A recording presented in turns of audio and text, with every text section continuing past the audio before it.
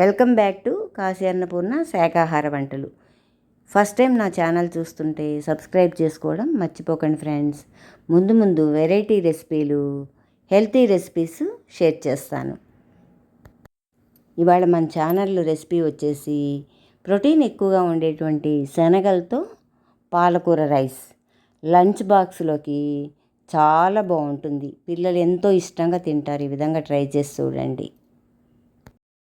ముందుగా ఫ్రెష్గా ఉన్నటువంటి 2 పాలకూర కట్టల్ని శుభ్రంగా కడిగేసేసి మట్టి లేకుండా సన్నగా కట్ చేసేసి పక్కన పెట్టుకోవాలి.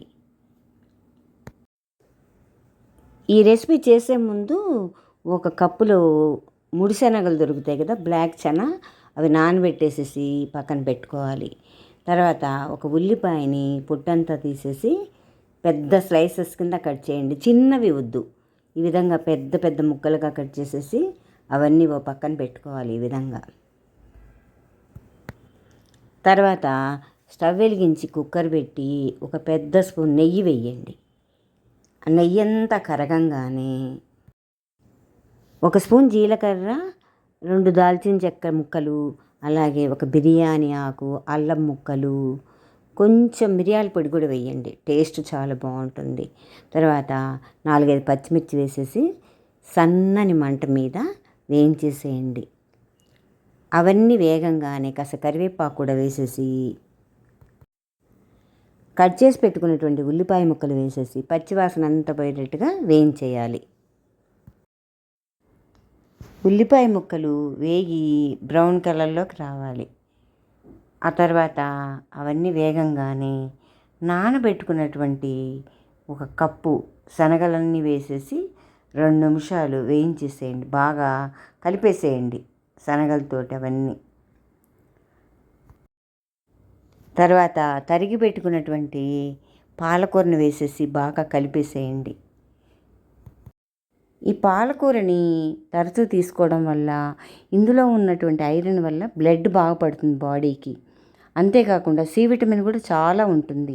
ఇమ్యూనిటీ పవర్ పెరుగుతుంది. బోన్ స్ట్రెంత్ కూడా బాగా పెరుగుతుంది. అందువల్ల తరచూ పాలకూరని డైట్లో చేర్చుకోవాలి. చాలా మంచిది హెల్త్కి.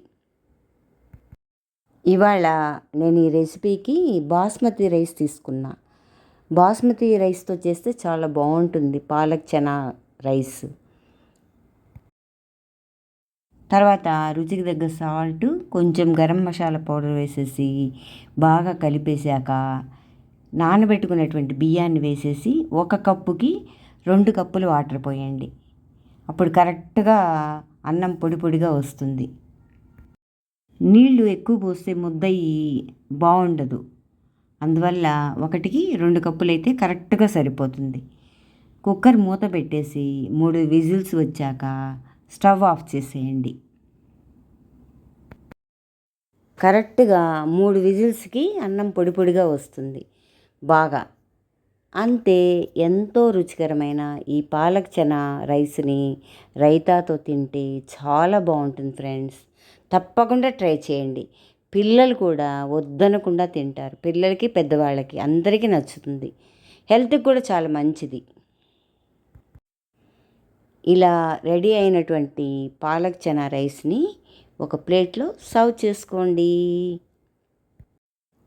ఈ వీడియో మీకు నచ్చిందా? నచ్చినట్లయితే ఈ వీడియోని మీకు తెలిసిన వాళ్ళకి, ఫ్రెండ్స్కి షేర్ చేయడం మర్చిపోకండి ఫ్రెండ్స్. ముందు మన ఛానల్లో వెరైటీ రెసిపీలు, హెల్తీ రెసిపీలు షేర్ చేస్తాను ఫ్రెండ్స్. థ్యాంక్ యూ నా వీడియో ఫుల్గా వాచ్ చేసినందుకు.